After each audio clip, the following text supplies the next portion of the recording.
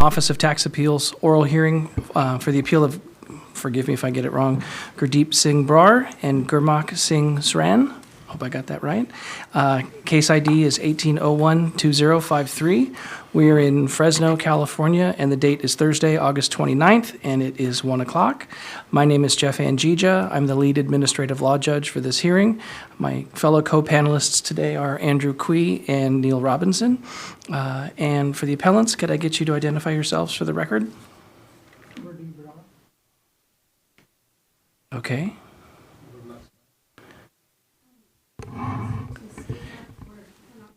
I was gonna, thank you. Gurdeep Singh Brar. Gurmakh Singh Sran. Okay, and Amandeep Singh. okay. And for CDTFA? My name is Scott Lambert. To my left is Lisa Renati, and to Ms. Renati's left is Chris Brooks. All right, thank you. Okay, and this appeal, as we discussed in our pre-hearing conference, this appeal involves one issue, which is whether reductions are warranted to the measure of unreported taxable sales. And during our pre-hearing conference, the parties agreed to the admission into evidence of Appellate's Exhibit 1 and CDTFA's Exhibits A through E. Neither party had any objection to the admission of those exhibits. Is that still correct? Correct. Okay. Correct. And I hereby admit those exhibits into evidence. And based on our pre-hearing conference, it's my understanding that both appellants will testify today as witnesses? No, they will not. Oh, okay. Well, then I won't be swearing anybody in. And we had discussed the difference between the two, so you're comfortable with that? Okay. And CDTFA has no witnesses, as I recall? That's correct. All right. And as we agreed during our pre-hearing conference, we will begin with appellant's appellant's argument. You had indicated you needed 15 minutes or so. Yes. And same thing for CDTFA, 15 minutes. After either side's presentations, the judges may ask questions. You'll have a 5-minute rebuttal, so you'll have the first word and the last word. The judges can still ask questions if we need to. And if there are no questions, we would then close the hearing, and we would be issuing a decision within 100 days of today's date. If nobody has any procedural questions, we can go ahead and start with you. Okay. Basically, taxpayers' contention is that this audit was not a thorough audit. Auditor used some methodologies which is referred as percentage of beer versus taxable sales. And auditor is heavily relying on this methodology, and this methodology is not working for the auditor. And then she's replacing the findings of that analysis with her own guesstimates. There are 2 locations in question. On one location, she applied that methodology, and she came up with a credit differences, which basically means that taxpayer over-reported taxable amount. And she did not allow those credit differences. She declared that she will accept reported sales as accurate. On the second location, she did the same analysis, and she found that beer percentage ratio versus the taxable ratio is not reasonable. She believes the purchase segregation that she's doing on 2 months' purchases may not be correct. Therefore, she's going to replace the findings of her analysis with her own guesstimate.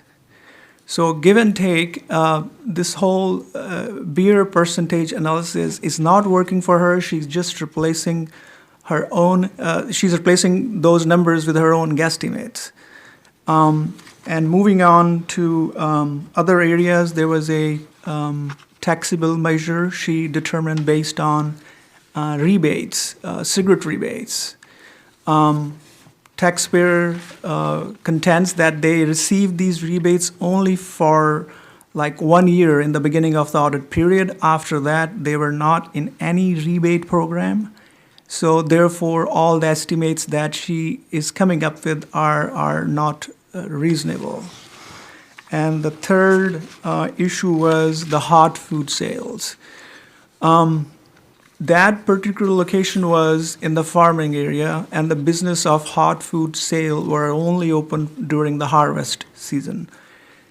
Business was not year-round. They were operating only for about 6 months, and during the winter times they were closed.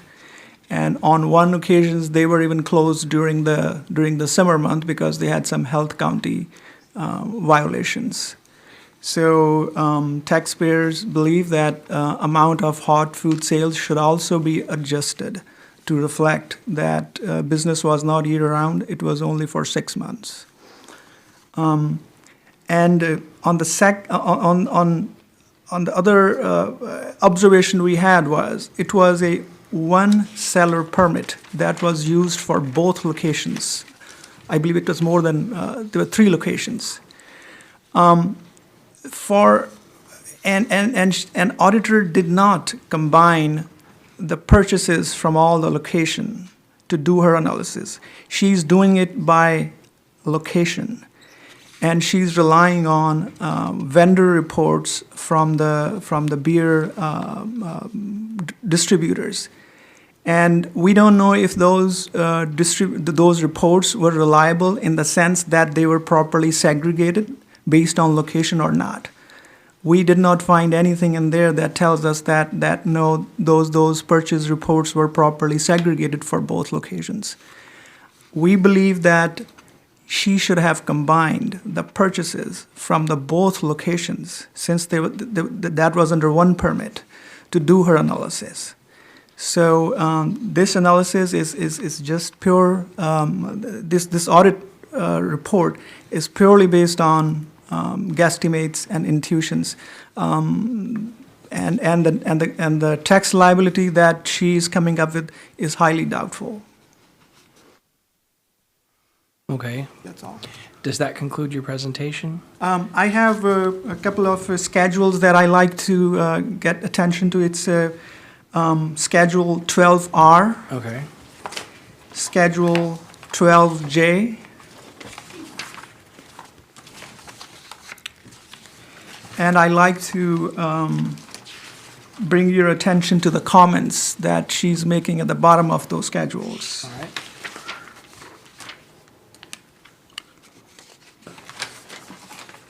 Okay, go ahead when you're ready. And then for hot food, for rebates, it's Schedule 12B.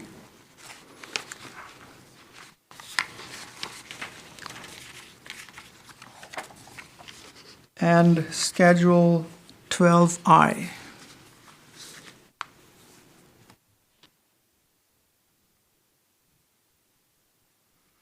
Okay, so what you want us to read those comments? What? At the comments, I mean, the comments are like on the 12R, she is stating, the results showed a higher amount reported. Therefore, reported taxable sales were accepted, and further analysis or audit time was not warranted. Okay. So we believe that, it should be investigated further. I mean, if there's a credit differences that is owed to the taxpayer, auditors should be equally concerned about that too. They should not just deny it, saying, no, we're not going to allow this.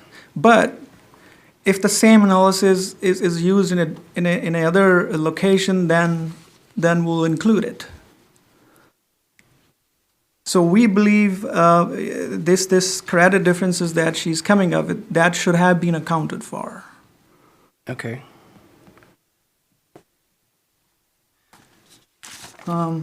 Same thing is on Schedule 12J. She is doing a purchase segregation, and based on that purchase segregation, she is coming up with 73% of beer sales. And she believes that that's not a reasonable number. She will not use that number. Instead, based on her observations, based on her intuition, she will just use 50% And then further, she said that she has seen 35% ratio also. But on the second location, the ratio was 33%, but she did not allow the credits. Okay.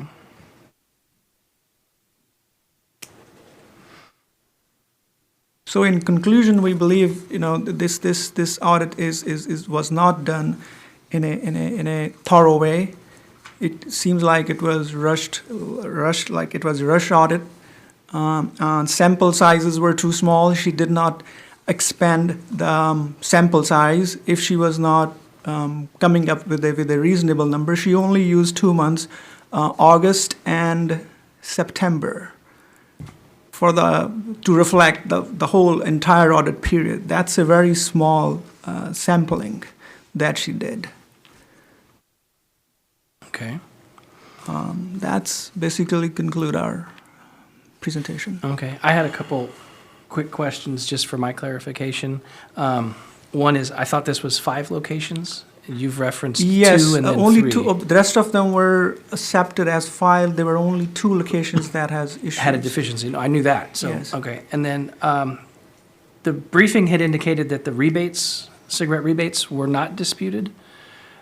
But you've said that they needed to make a broad, they allowed them for 1 year, should have allowed for more. So it's a new argument to the panel. I mean, I thought it was, I guess we'll find out. I thought it was done on an actual basis. So it still goes to the measure. So it's Okay. part of the issue that we've discussed. I'm just calling out that it's new to me coming in today. I didn't think that the rebates were at issue. So we need to pay attention for the remainder of the presentation to that issue as well. Okay, CDTFA, do you want to go? Oh, sorry, question? I just had one quick clarification I'd like to ask. Are you saying that the goods from the Royal Market were transferred, the purchases were transferred to other locations? that could have been the situation. Also, the deliveries, they were getting these deliveries from just one vendor. And the reports that the auditor is getting are not segregated by location. We don't know. I haven't seen the reports. But there could be a confusion there that those reports were not properly allocated among the two locations. Okay, and I'm just curious also, do you know how far apart distance-wise these locations are? I'm not really familiar with that area. They're about 30 miles. 30 miles difference. Okay, thank you. All right, any questions? Okay, CDTFA, go ahead. Thank you. In this particular case, the audit covered a 3-year period of 2009 through 2011. It did include 5 locations. 2 of the locations sold fuel and also had a mini mart. There was a liquor store. There was a market that sold hot food. And there was a 98 cents and gifts store. The issue in this particular audit was that the records were not in the condition that that follows the regulation. There was missing records. There were missing purchases. There were no detailed sales information. There were income statements. There were federal income tax returns, but there were lacking documents in order to verify that what was recorded in their books was actually the sales that took place. So that meant that the department had to take alternative measures or methods in order to determine if the reported taxable sales were correct. So, and I'll go in order of the 2 gas stations that were accepted. We essentially marked up their purchases, and which included their fuel and the mini mart. And the amount that came up with was within 99% of what was reported. So they had reported $13 million in taxable sales for those 2 locations, and we came up with it was about $125,000 credit for those two figures. And that, when you're talking about that much volume, it can be easy to be off by a small amount as far as our estimation. We were basically trying to estimate what their sales were. What we determined, ultimately determined, is what was recorded in their books for those two locations were accurate. We did the same thing with the liquor store. We did a markup on that location, and based on our findings, it showed about $26,000 were underreported. Again, we felt that was within reason of an error factor of our estimation, and so therefore we accepted what was reported for the liquor store.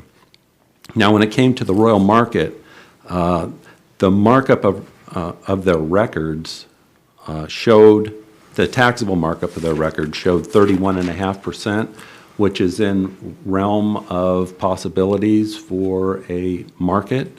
But upon further investigation, what we found is that not all the beer purchases were recorded. We went and contacted their vendor and actually obtained their beer purchases for the 3-year period. Now, the vendors keep track of where they delivered the product to, so they know each location that they delivered to, and we asked for the purchases for the Royal Market in particular, and we received a response back for the 3 years of $141,580 in purchases of just beer. We did a purchase segregation for 2 months, which is August, using August and October of 2011 purchase invoices.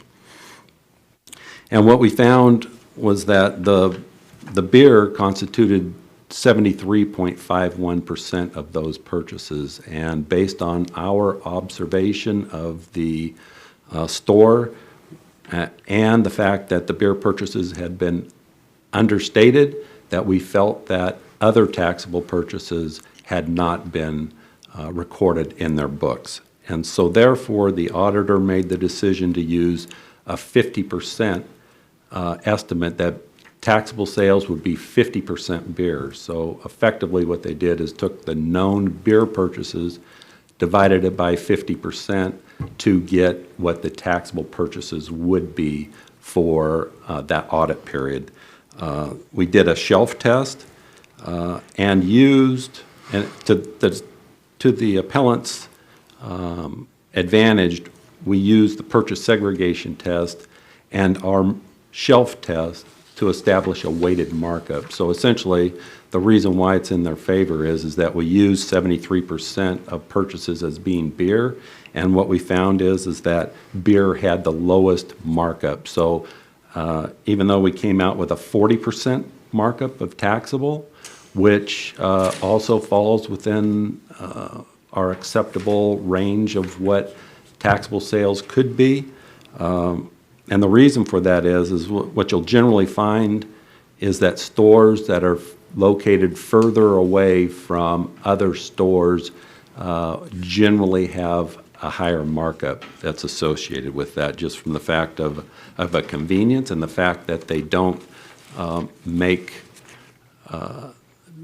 as many sales out there, and so that's why they have a higher markup. So we took the audited taxable purchases, marked it up by, we allowed an adjustment for pilferage of 2%, marked that up amount by 140%, and then compared that to what was reported to come up with a difference of $252,000, and that includes the hot food, which I'll get to.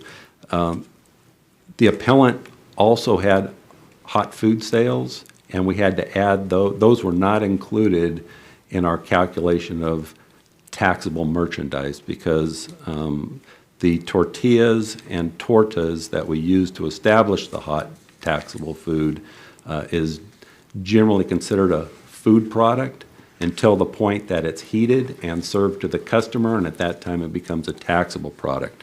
So what we did is we took the tortillas and torta purchases for October of 2011, and which was 1,537 different items. We allowed a spoilage and self-consumption factor of 10%. And then we took those tortillas and tortas and we, based on the size of them, we knew what the selling prices were, and so we were able to establish what the taxable sales for the hot food was during October of 2011.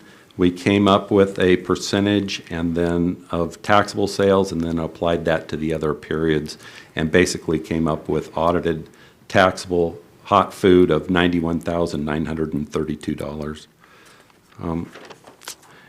In regards to the 98 cents and gifts location, we accepted the total sales that were recorded in the appellant's book for that period.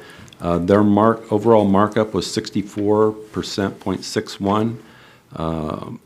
So we accepted that. The issue was the appellant claimed a 10% deduction for non-taxable food or non-taxable items, and they did that just based on an estimate of what their non-taxable sales would be.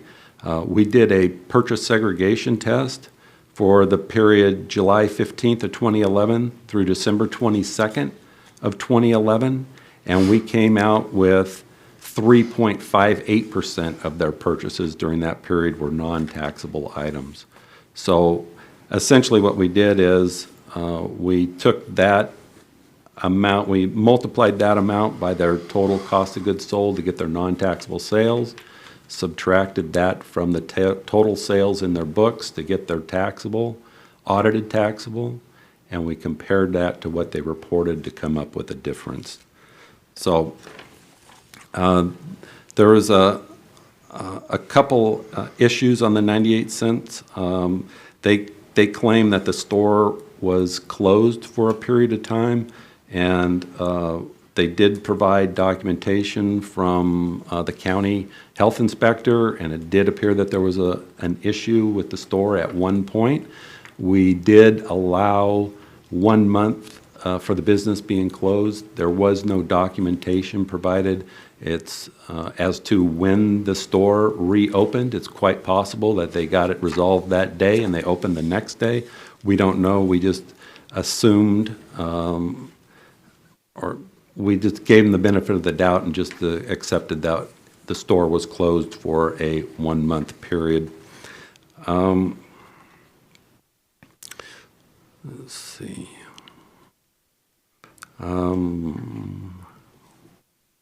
As far as other things for into when the store was closed, as I mentioned, there was no reinspection report provided, and then there was no information provided such as guest checks or cash register tapes in order to determine when the business started up.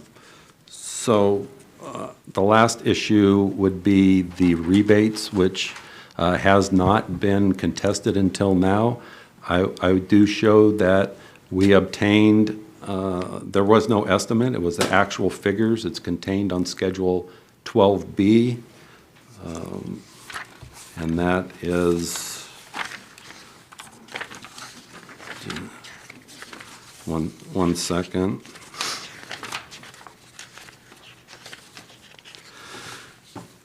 That is Exhibit B, page 7 of 73. The only issue that was, whether there was an assumption was made, was in 2011. There was a figure on the income tax returns that showed additional income, and the auditor made the assumption that that was related to rebates. Otherwise, we did contact Philip Morris, and we do have, and they also, RJ Reynolds, and we were able to get the actual figures, and as I mentioned, that issue was not contested earlier. So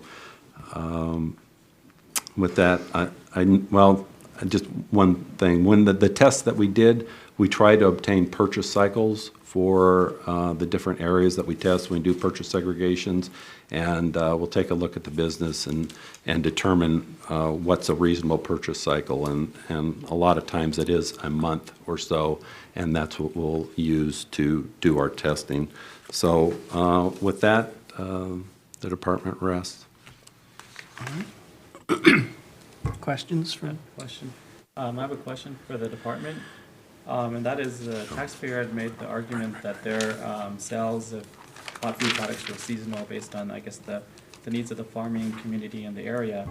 I'm wondering if the department did any verification to see if the purchases were made consistently throughout the taxable year versus purchases made only maybe during one season time of the year, which would be consistent with the taxpayer's argument that their sales were only like during the summer or the fall months.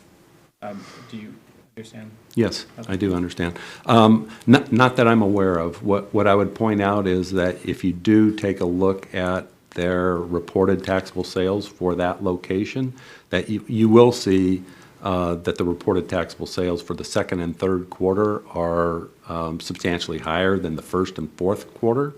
The period that we used for the torta and tortilla purchases was from October, which is from the fourth quarter. So although we didn't take a look at the other purchases in the other periods that I'm aware of anyway, we did use a purchase that was outside of their high sales periods.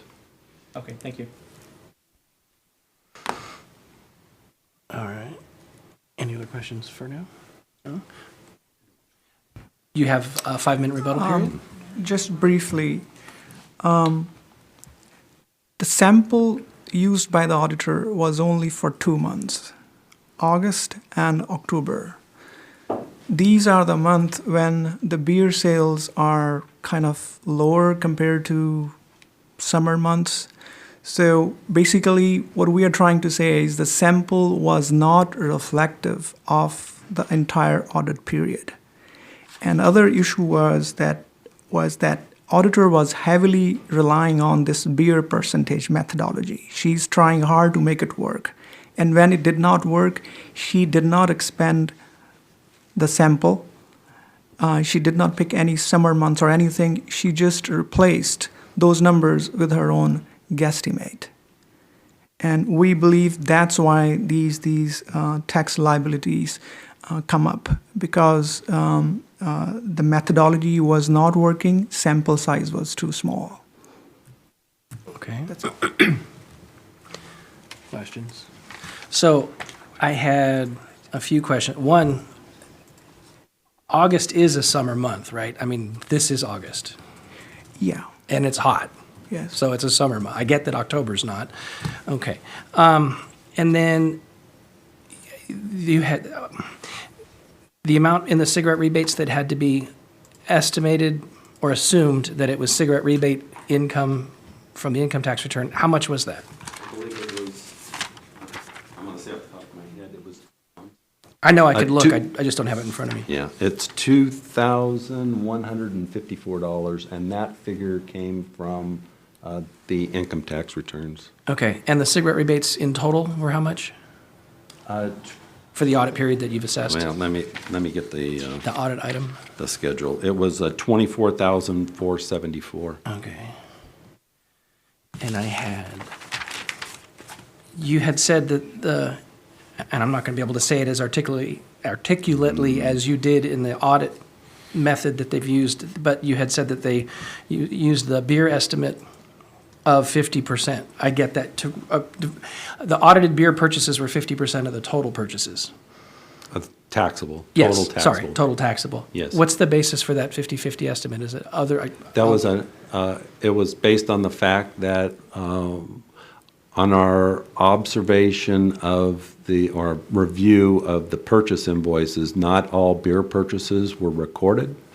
We were able to obtain the beer purchases from their supplier, and that the assumption was made that we did not have all the purchases for the other taxable items, and the reason for that is based on an observation of the business inventory that the auditor believed it was that the beer made up 30-something% of the shelf space, but just because you have a certain shelf space for a product doesn't mean that you sell it in the same amounts. And so you can have an item that sells more is going to go out the door more. And so they allowed the 50% instead of the 35%, just on the fact that, that it was, the auditor believed that was a reasonable amount to estimate. Okay. And I can't do the math quickly enough in my head. If that number were higher, the audited liability would be lower. That's correct. Okay. Because you'd have less other items. To So, account for. yes. Okay.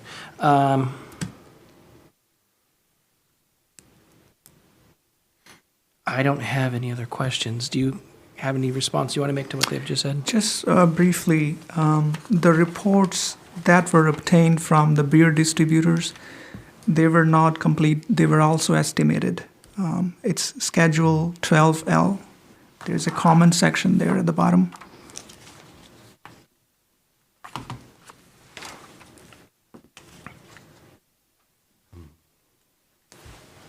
Okay, go ahead.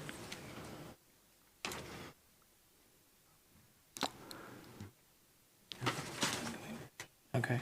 Okay, so we can review that. Yes. Okay. I did have one last question. I'm not trying to belabor the point. He had the argument that for the, I know for the 2 gas stations, I believe it was for 3 locations where accepted, the gas stations had reported sales higher than your audited sales. The other one was slightly less. But there's a, I'll put it in quotes, that there's a credit, that they're not getting credit for the credit. Credit for the over-reporting. Can you explain why you don't generally allow Right. the Well, over-reporting as a credit? and what I should have said, well, Or not why you generally don't, why you didn't in this case? What does that generally mean when they've reported more than you've audited for a given period? right. When you're trying to estimate taxable sales, whether it's higher or lower, if we get within a reasonable amount of, I'd say, I'll use an error, but that's really maybe not the right term. If you get it within a reasonable amount, we will accept it one way or the other. When you take a look at a $100,000 difference that we came up with compared to sales of $13 million, that's a relatively small amount. In other words, that's less than a 1% of error. There was no information that has been provided that they have transferred inventory between locations. Therefore, these amounts that they reported were recorded in their records, and at least for those 3 locations, they appeared to be accurate.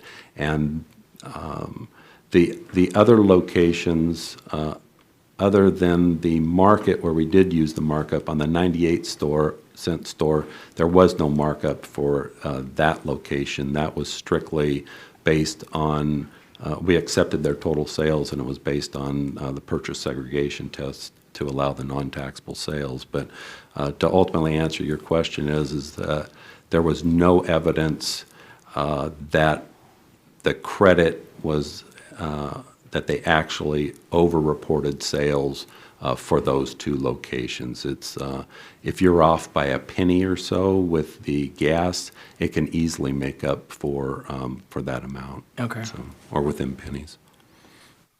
Okay. I don't have any other questions if my co-panelists do not. No. No question. Okay. If neither party has anything else to add, I think that'll conclude the hearing, and I will close the record. And I want to thank everybody for coming in today. And following this hearing, we will be issuing a decision. We're obligated to get it out within 100 days. I try to be faster than that. And that'll do it. So, thank you, everybody. Thank you. The hearing's closed. Thank you. The schedules didn't print out properly. They got cut off, so you can see the numbers for all of them. But I know the digital is Yeah. good. Okay.